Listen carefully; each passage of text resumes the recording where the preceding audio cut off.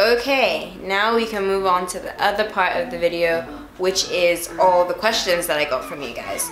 So, I'm first of all gonna talk about the first part, which is explaining all the like terms that I'm using, because I got a few questions about like saying what is glycolic acid, what is salicylic acid, what is benzoyl peroxide, what are you talking about?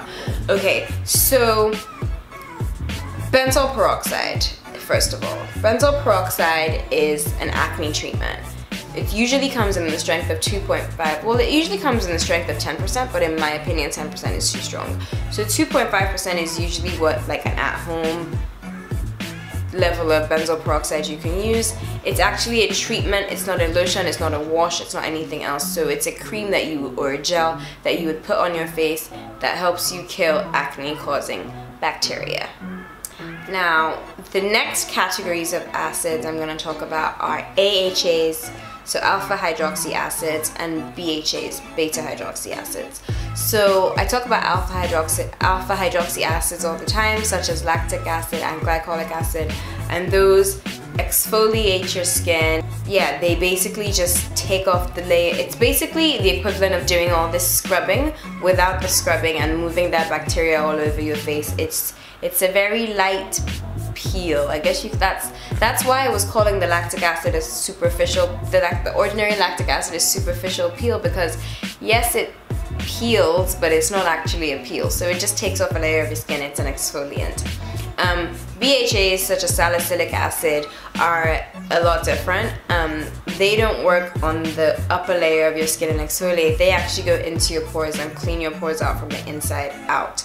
So ideally what you want to be doing is balancing a beta hydroxy acid with an alpha hydroxy acid, and that would sort of give you a very good like base skincare. So in my opinion, those are pretty much all the acids that the everyday girl needs. If you now have like more issues, or you want to get more advanced and you now start speaking to a dermatologist, which I am not, then I am sure there are other classes of acids that do all kinds of crazy things that would be amazing, and I hope on my skincare journey I get to try all that stuff, but I don't know about them. These are the main ones that you will have access to without having to pay hundreds of pounds or dollars or thousands of naira to see a dermatologist and all of that stuff. Now, the next thing that I got was, how do I create a routine? So now what you want to do is just know that what you need is a cleanser. You don't need a toner, but if you want to be a good person, grab a toner.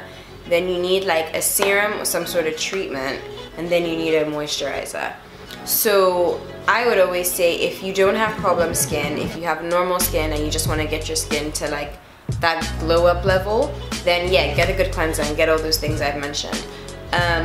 Your cleanser, obviously depending on your issues, you can go cleanser for oily skin, cleanser for dry skin, cleanser for deep pore cleansing, cleanser for hydration, cleanser for like, there's all kinds of stuff. So just decide what exactly is you're looking for in your skincare. If you find that if you want your skin to be more radiant, if you feel like you need to exfoliate more, so yeah, just pick a good cleanser. After a cleanser, you need to go for a toner.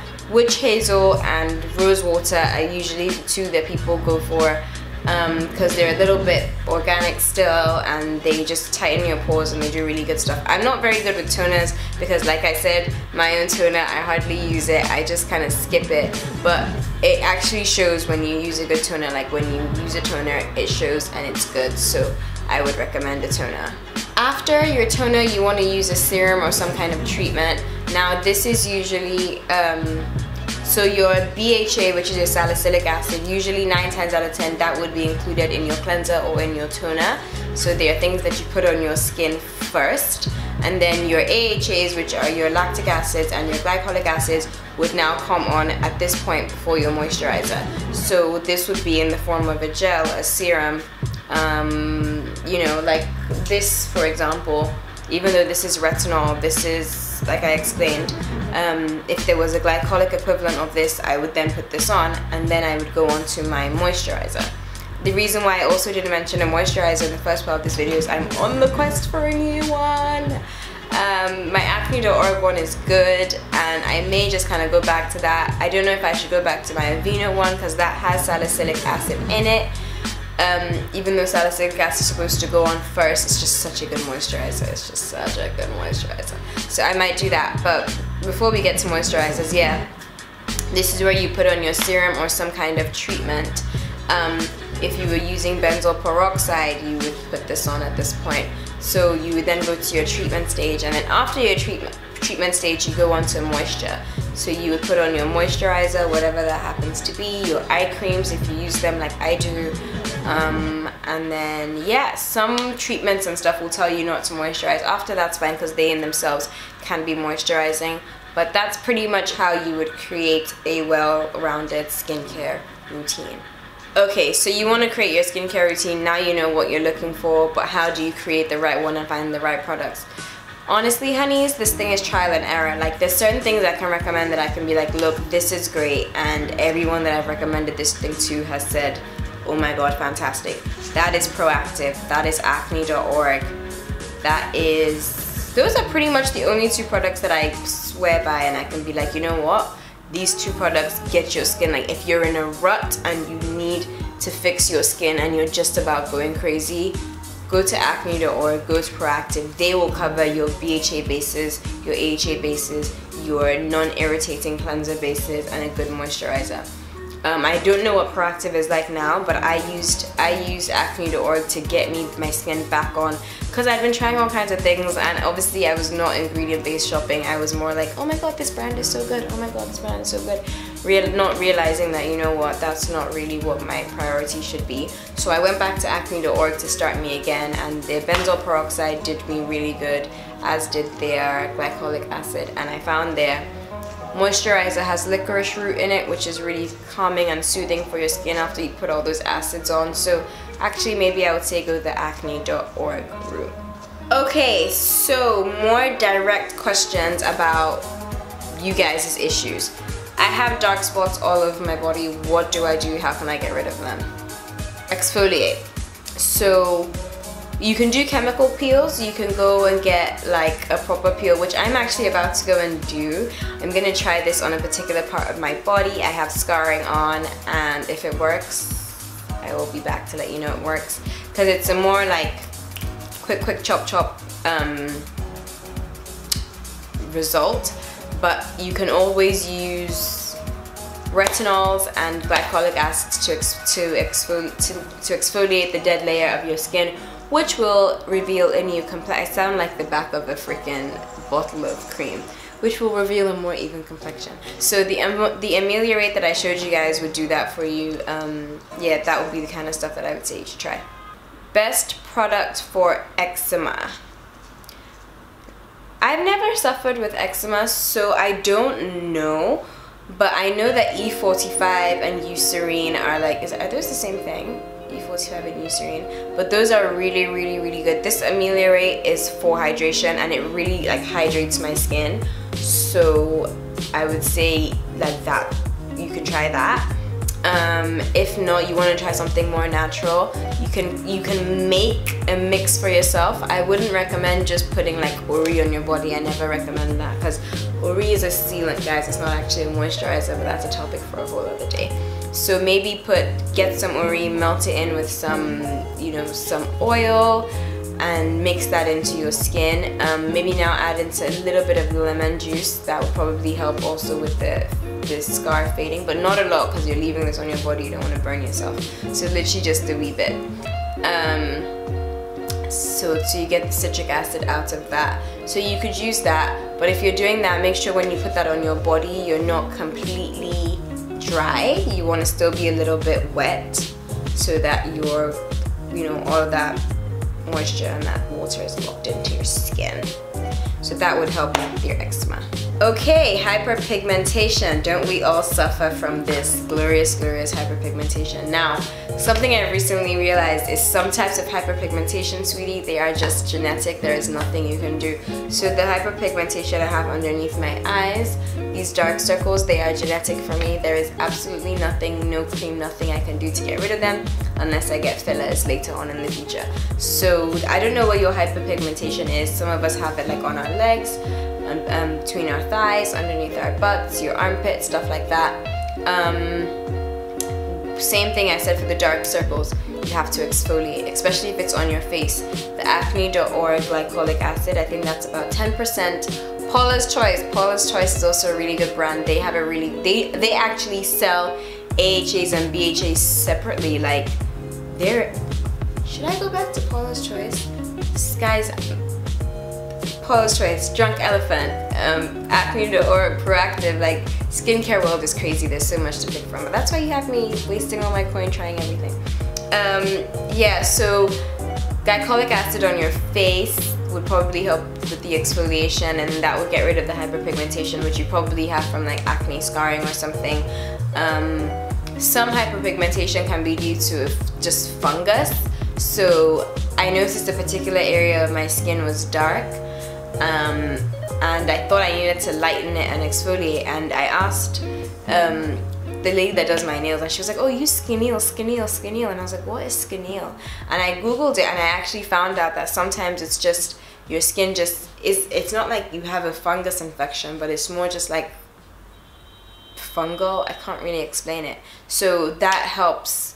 That actually, when you use it, it lightens the area, and I'm not joking, guys. That area of my skin is like, it's actually light, like it actually worked. So that's Skineal. That was like 600 naira at Health Plus, which is the equivalent of like £1.50, $1.50 where you guys are.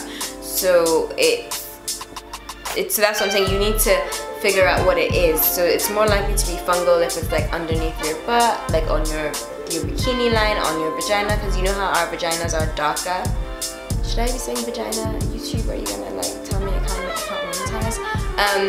Our lady parts are usually darker than the rest of our skin from waxing and stuff, and that's sometimes just down to like, you know, we're wearing underwear, you're wearing trousers for years and years and years and years and years. So you kind of have to message me again. Maybe we can have a conversation and I can figure out what the source of your hyperpigmentation is, because that's something I've recently realized after years and years of trying to get rid of this.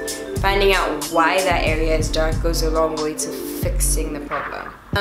Scarring. I have scarring on my face. How do I get rid of this? You guys, it's like the creator of glycolic acid should come and pay me, because that is honestly the solution. It's better than scrubbing because you're not spreading bacteria, and it actually exfoliates a layer of your skin. I had someone message me say acid, oh this acid, why don't you use something more natural? I know these things sound scary, but they're really not like harsh acids. Like same thing with hair, like certain types of acids are actually good. Like citric acid, for example, is good for your skin. Like it just depends. Like it just has a harsh name. It doesn't mean you're actually like putting yourself in harm's way or like using chemicals. Like no, it's okay. Last question was about pores. Now, you and me both, because that's actually what I'm tackling in 2019. Clogged pores and enlarged pores.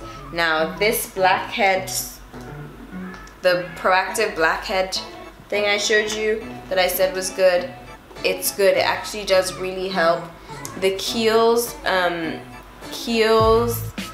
deep pore earth clay thing, clay mask, Kiehl's deep pore clay eraser mask, something.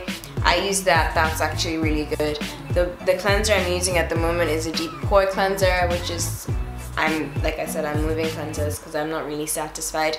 I still think the acne.org cleanser actually was clearing out my pores, but then again, like I said, go get a BHA. Go to Paula's Choice, because Paula's Choice does, like, they'll actually like put there, you're looking for a BHA, they'd give you a BHA in either a gel or a liquid, I believe, and I used that for a while. I really don't know why I stopped. I just kind of jumped from skincare to skincare because I'm such a junkie. But yeah, BHAs clean your face from the inside out, so that would help with clogged pores. With enlarged pores, you just need to try pore minimizing stuff. You can try with your makeup. It's Cosmetics Cosmetics Bye Pore Powder. That's a really good setting powder that makes your pores like disappear. This Japanese primer that I just tried, or no, that I just got, the matching primer of this, I've tried it. It does make me look a bit like washed out, I think, but I need to try it with a different foundation.